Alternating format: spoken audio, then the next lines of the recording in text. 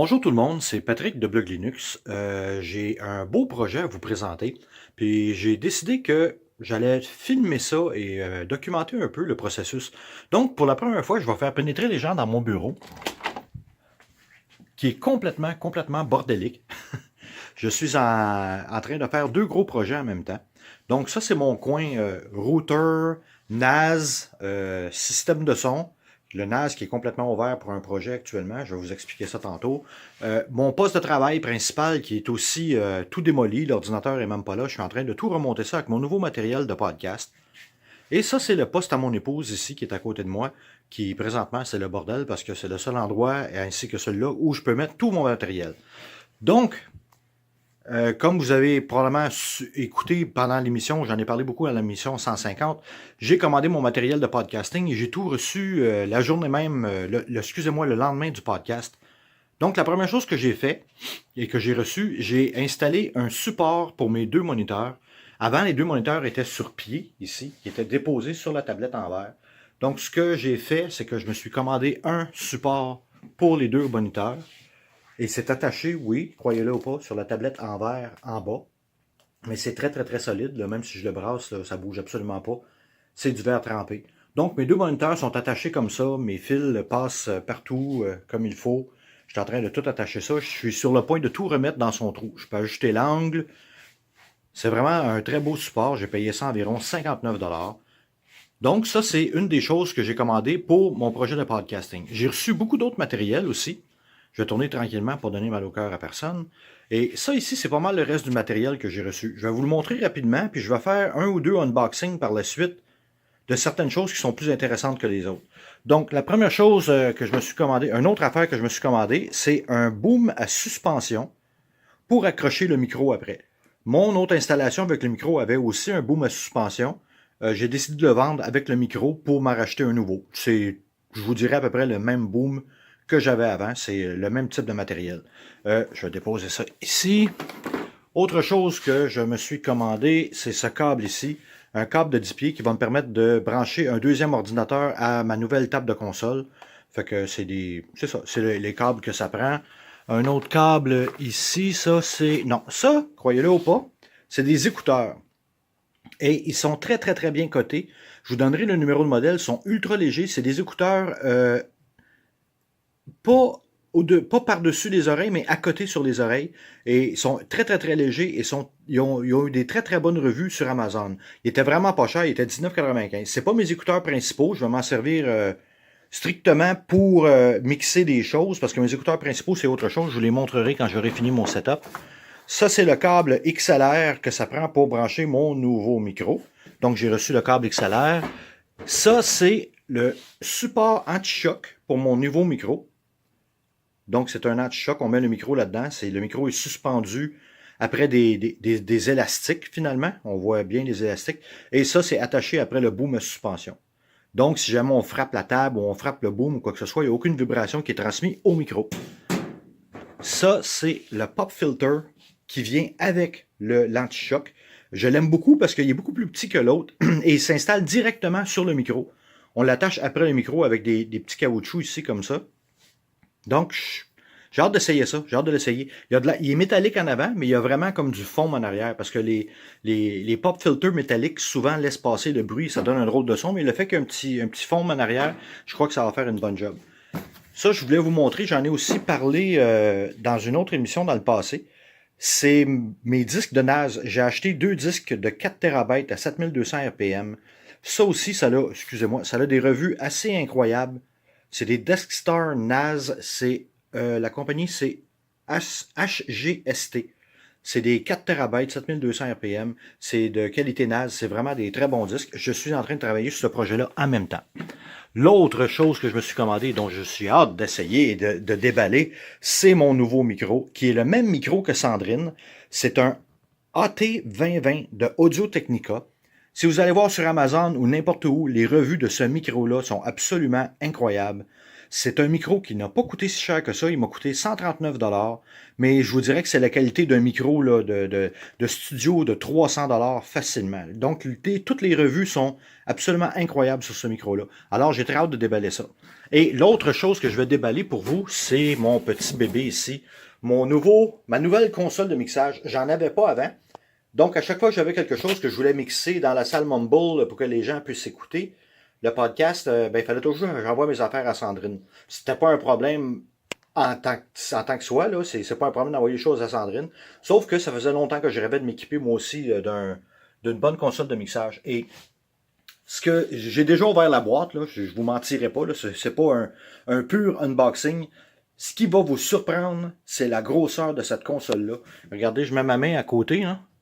La console, là, prend la moitié de la boîte, à peu près. C'est tout petit, c'est tout petit. J'ai 6 entrées dessus. J'ai vraiment, vraiment, vraiment hâte d'essayer ça, puis de vous montrer ça en même temps. Donc, ça, c'est mon matériel. Je suis en train de terminer de monter mon poste de travail. Quand ça va être fini de monter, premièrement, je vais vous faire des unboxings de la console et du micro. Et lorsque tout le setup va être monté, puis un peu mieux placé et plus propre, je vous remontrerai ça encore une fois. Puis à la fin de tout, je vous expliquerai mes problèmes avec mon NAS que je suis en train de migrer complètement. Alors, je vous revois dans quelques secondes pour l'unboxing du micro.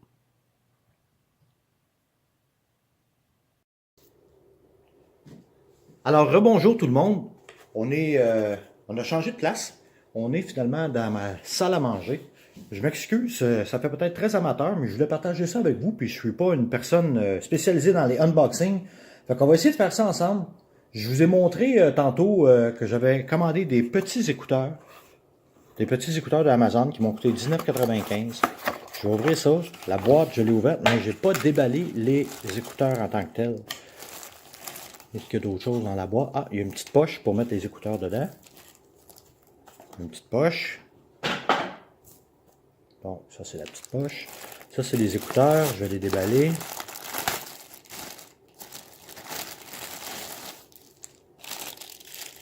Ça a l'air bien. Ils sont ultra, ultra, ultra légers. J'ai lu des très très bonnes revues là-dessus, sur Amazon. Donc, il n'y a pas d'instruction, il n'y a absolument rien dans la boîte. Mais je veux dire, il n'y a rien de magique, c'est tout simplement des écouteurs, là, fait que... Non, ça a l'air très bien, il n'y a aucun contrôle dessus, c'est vraiment fait pour des consoles, et il semblerait que le son est très très très très bon. Alors ça, c'est pour les écouteurs. Et maintenant, le boom à suspension pour le micro, suspension boom. On va essayer d'ouvrir ça sans se blesser. Et voilà, ça je ne l'ai pas encore ouvert.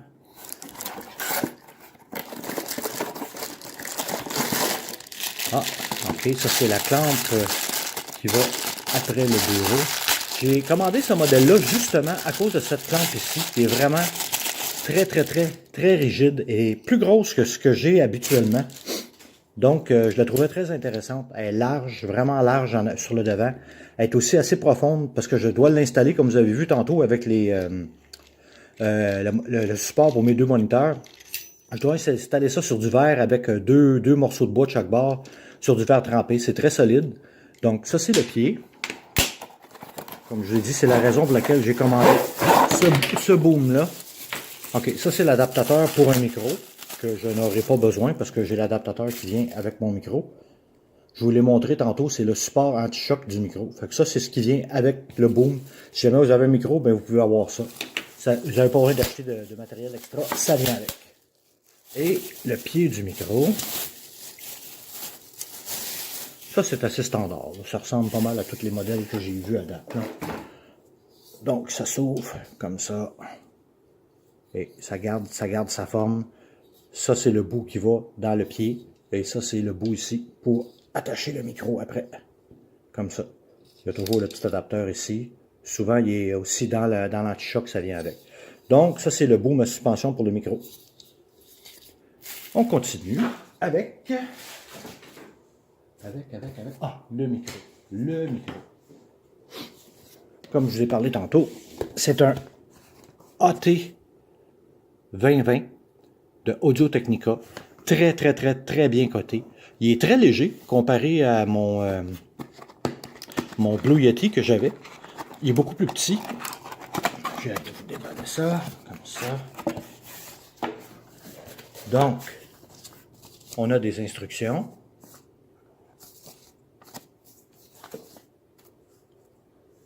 Side address microphone, encore des instructions. Carte d'enregistrement pour le micro.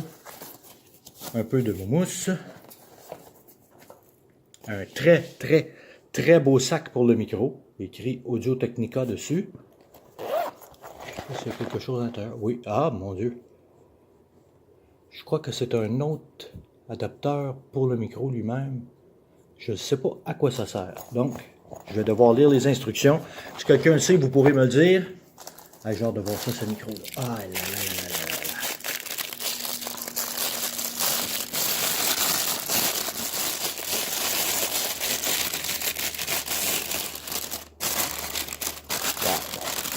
Donc, voici la bête. Beau micro, Audio Technica. Cardioid condenser. Très directionnel. Ça va arrêter de ramasser tous les sons, tous les bruits. Connecteur XLR pour la console en bas. La console en bas, elle n'est pas encore en bas. La nouvelle console. Donc, très léger, vraiment pas gros. Vous pouvez voir par rapport à mes doigts. Il y a quand même un bon diamètre. Il semblerait qu'il y a 50 mm de diamètre. Donc, si vous achetez ce genre de micro, faites attention quand vous allez acheter votre anti-choc. Il faut vraiment un anti-choc d'au moins 52 mm. C'est des choses à savoir si on ne veut pas faire des erreurs. Donc, ça, c'est le micro. Je vais regarder s'il y a autre chose dans la boîte. Non, il n'y a absolument rien. C'est vide. Et maintenant, mon petit bébé que je vais déballer, qui est le Dynix 802 USB de Behringer. Ma petite console de mixage. Comme vous pouvez voir, la boîte est assez grosse, mais c'est surprenant la grosseur de la console elle-même. Donc, je vais vous ouvrir ça comme ça. J'ai déjà ouvert la boîte, j'ai triché. Donc, ça c'est l'adaptateur pour le courant. Tout simplement un adaptateur pour l'Amérique du Nord. Donc, ça c'est pour le courant. Si je sors ça ici, ça c'est de l'emballage, tout simplement. On n'a plus besoin de ça. Ça, c'est le câble USB pour brancher la console à mon ordinateur. Donc, c'est une console de mixage USB qui est analogique. Ça reçoit toutes les composantes analogiques, mais ça transforme en numérique pour aller USB vers le PC. Les instructions, les cartes, toutes différentes choses. Désolé, c'est trop proche. J'essaie de faire du mieux que je peux. Et maintenant, vous allez voir un autre morceau d'emballage. Et la console. Regardez ça comment c'est petit. Je vais la déballer. Regardez ça. C'est tout petit par rapport à mes mains. Regardez l'épaisseur. C'est petit. Je vais juste tasser la boîte. Donc, belle console de mixage. J'essaie de vous montrer du mieux que je peux. Les entrées micro XLR, on peut rentrer en mode line-in. D'autres entrées ici, stéréo mono, les écouteurs, l'égalisateur, ainsi qu'il y a le compresseur intégré. Il y a ce qu'on appelle le Phantom Power pour alimenter le micro qui est ici. Phantom Power de 48 volts, ainsi que tous les contrôles là, pour les 6 canaux finalement. Ce que j'aime beaucoup, c'est que la console est toute petite, elle est ultra légère, ça ne prendra pas beaucoup de place, elle est mince. Le derrière, tout ce qu'on a, c'est le courant et le connecteur USB, et tout le reste se connecte par le dessus. Donc, une très belle petite console, je suis vraiment satisfait. J'ai payé ça 119 $. C'est vraiment pas cher sur Amazon, amazon.ca au Canada. Et le micro, je l'ai payé 139 $. Avec tous les câbles, la livraison, les écouteurs, tout ce que j'ai commandé, ça m'a coûté environ 473 $, taxes incluses, livraison incluse. Donc, figurez, là, 475 $ là, pour un équipement comme ça, pour faire du podcasting. Et ça va permettre de mixer des choses Le compresseur intégré, ça va simplifier beaucoup quand je vais faire la préparation des podcasts. Je ne serai pas obligé de compresser au moment de faire les montages et tout ça. Donc, c'est une très belle console. C'est une Q802 USB. Vous pourrez aller voir les spécifications. Très intéressant. Alors, je vais aller finir de monter mon installation. Puis je vais vous montrer ça une fois que c'est fait. Puis après ça, ben, je vais vous parler un peu de mon projet de NAS qui s'étire en longueur parce que j'ai rencontré certains problèmes. Alors, à tantôt tout le monde. J'ai terminé de monter tout mon nouvel équipement de podcasting et je vous avais promis de faire un tour du propriétaire de mon bureau une fois que tout serait à l'ordre, ce qui est le cas présentement et ça ne dure pas toujours longtemps comme ça, donc on va en profiter. Je vais commencer à vous faire le tour de mon équipement. J'ai ici une belle petite HP OfficeJet 6600. Ça fait 3 ans que je l'ai, une très bonne imprimante qui fonctionne très bien avec Linux. Ma déchiqueteuse. Ici, comme vous pouvez voir, laissez faire le petit toutou, là, ce qui est un souvenir. J'ai un Raspberry Pi 2 qui va servir de Pi-hole. Le premier, c'est le modem. Le deuxième, c'est une switch. Et le troisième en bas, c'est mon routeur principal.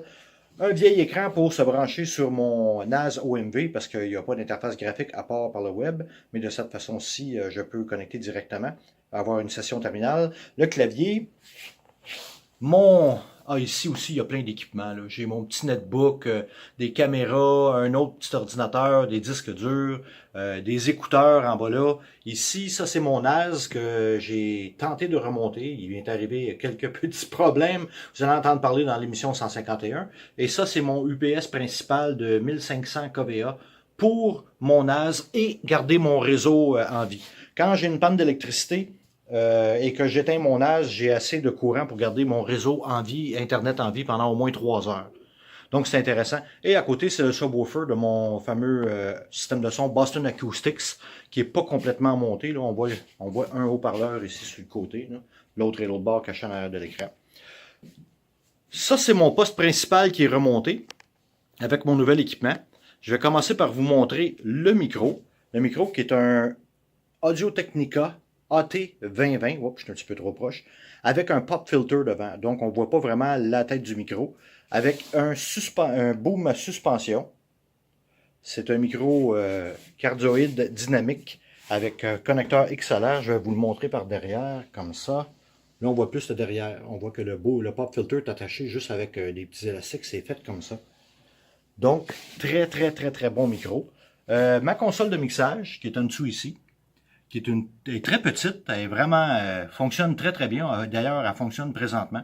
Très facile à connecter, ça n'a pas été très long. Les petits écouteurs que j'ai achetés pour 19,99$, franchement, je suis épaté. Des très bons écouteurs. Et ce que je trouve de merveilleux, c'est que l'endroit où les oreilles accotent, ça pivote des deux sens. Donc, on peut les mettre à l'envers, d'un sens ou de l'autre, mettre le gauche à droite, le droite à gauche. Et ils vont s'ajuster très confortablement sur les oreilles. Donc, c'est des écouteurs Amazon Basics à 19,99$. Ça, c'est mes deux écrans que je vous ai montrés dans le premier projet qui, finalement, j'ai monté sur un support exprès pour les écrans qui était sur leurs pieds directement sur la tablette en verre. Maintenant, ma tablette en verre, elle est complètement dégagée. Ça, c'est mon autre paire d'écouteurs qui sont des écouteurs Bluetooth Logitech H800, je crois. Que je me servais précédemment pour le podcast, que je me servirai probablement plus, mais je vais encore me servir pour écouter de la musique. Ça, c'est mon petit clavier sans fil, très simple, assez silencieux, et ma souris aussi très simple, mais assez précise.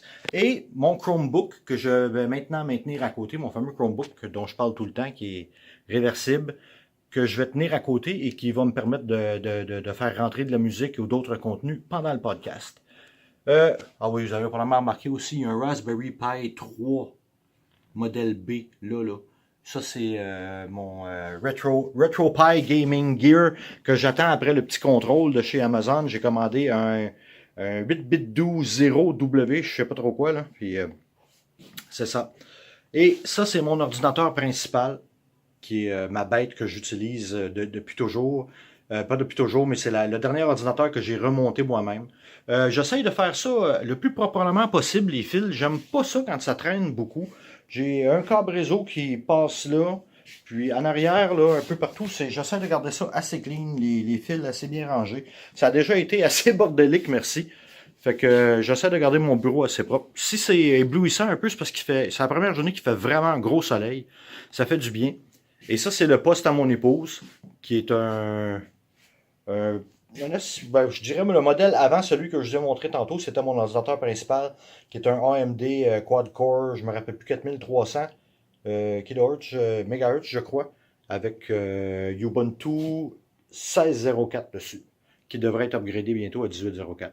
Donc, c'est ça mon bureau. C'est ici que je m'installe, c'est ici que je viens faire mes podcasts, c'est ici que je passe mes jeux du soir aux 2 semaines. Puis, en passant, j'ai fait des tests de son avec le micro. C'est absolument incroyable le son qui sort de ça. J'ai vraiment hâte que vous entendiez ça. Et puis là-dessus, ben, je vais vous dire un beau bonjour. Puis peut-être que je vous ferai un autre unboxing quand j'achèterai quelque chose d'autre. Et là-dessus, ben, merci tout le monde de m'avoir écouté.